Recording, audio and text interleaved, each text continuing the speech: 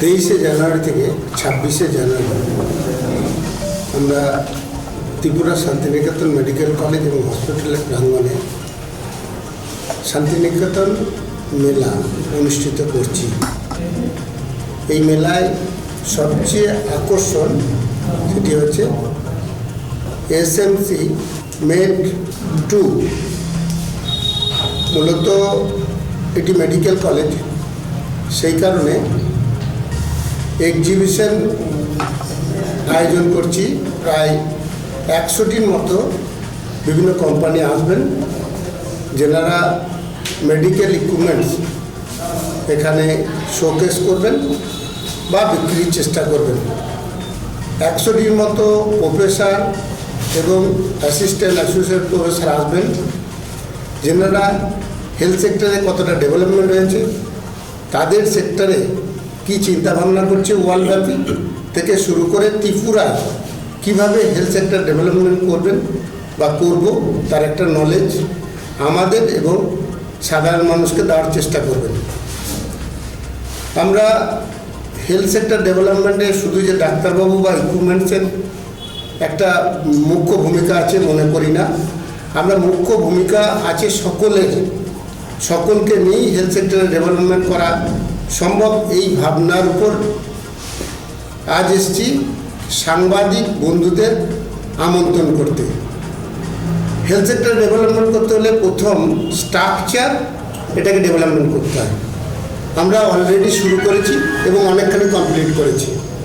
তারপরে লাগে ডাক্তারবাবু বা হেলথ সংক্রান্ত যে সমস্ত মানুষজন, অর্থাৎ নার্স, প্যারামেডিক্যাল স্টাফ, এগুলোকেও আমরা অনেকটাই অ্যারেঞ্জ করতে পেরেছি। এখন পরিষেবা শুরু হবে।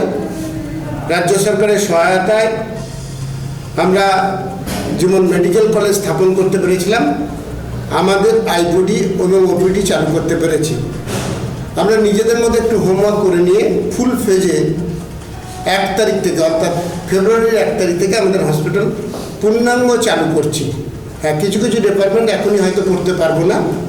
আমরা 3 মাসের মধ্যে, আমি আশা রাখছি, বিশেষ করে cancer unit, pressure super facility যে কোনো ইউনিট থেকে শুরু করে এমআরআই, সিটি সমস্ত যন্ত্রপাতি আমরা বসিয়ে নিতে পারবো। এবং 300 মতো ডাক্তারবাবু আমরা এখানে রেসিডেন্সিয়াল করার কথা ভাবছি। অলরেডি রেসিডেন্সিয়াল করার জন্য আমরা রাজ্য সরকারের কাছে কিছু বাড়ি রেন্টে নেওয়ার প্রপোজাল একটা দিয়েছি। প্রাইভেট সেক্টরকে আমন্ত্রণ জানাচ্ছি যে আমাদের 2 বছরের জন্য রেন্টের বাড়ির একটু ব্যবস্থা করে দিন। কারণ আমি যেটা চাইছি যে কোনো মানুষকে অন্তত বাংলাদেশ বা নর্থ ইস্ট থেকে বাইরে বা সাউথে যেতে হবে না, সেই ধরনের পরিকাঠামো গঠন করতে আমরা করে নেব। এরপরে যেটা লাগবে সেটা হচ্ছে মানুষের বিশ্বাসযোগ্যতা। এই বিশ্বাসযোগ্যতা একমাত্র আনতে পারে মিডিয়া বন্ধুরা। আজকে আমার আসার মেন উদ্দেশ্য, প্রাথমিক ধাপটা আমরা কমপ্লিট করেছি। আপনাদের দেখতে যাওয়ার জন্য আমন্ত্রণ জানাচ্ছি।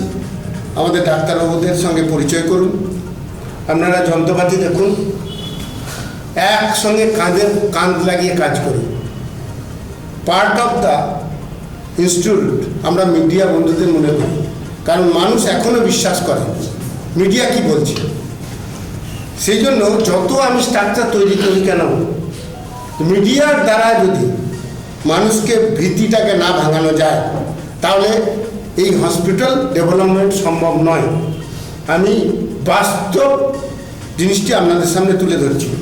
আমরা একটা জামা প্যান্ট কিনতে গেলে কোন দোকানে কিনবো সেটা মিডিয়ার উপর নির্ভর করে, অর্থাৎ অ্যাড বা বিভিন্ন ধরনের প্রচারের উপর নির্ভর করে। শরীর, সেটা মিডিয়াকে বাদ দিয়ে কেউ দেখাতে যেতে যাবে না। হ্যাঁ, পরীক্ষালব্ধ ফলের পর মানুষ যাবে কিনা ভাববে, সেটা অনেক দিন দেরি হয়ে যাবে। তাই আবেদন রইল 23 থেকে 26 তারিখের মধ্যে আপনারা আসুন, অনুষ্ঠান কভারেজ করুন, তার চেয়েও বড় কভারেজ করুন। আপনি আপনাকে দেখাতে যাবেন, ওখানে যাবেন কি না এটাকে নির্ধারণ করুন। আপনি নির্ধারণ করতে পারলে সেইটা মানুষকে প্রচার করুন। প্রথম আমি আমন্ত্রণ জানাই আমার সকল প্রেস ক্লাবের মিডিয়া বন্ধুদের, হেলথ কেয়ার সিস্টেমের আপনাদের কিভাবে যুক্ত করতে পারবো খোলামেলা আলোচনা করুন, সকলে নিয়ে সকলের দ্বারা এবং সকলের জন্যে হেলথ পরিষেবাকে ডেভেলপমেন্ট করার স্বার্থে আবেদন রইল সকলের অংশগ্রহণ করার জন্য। নমস্কার।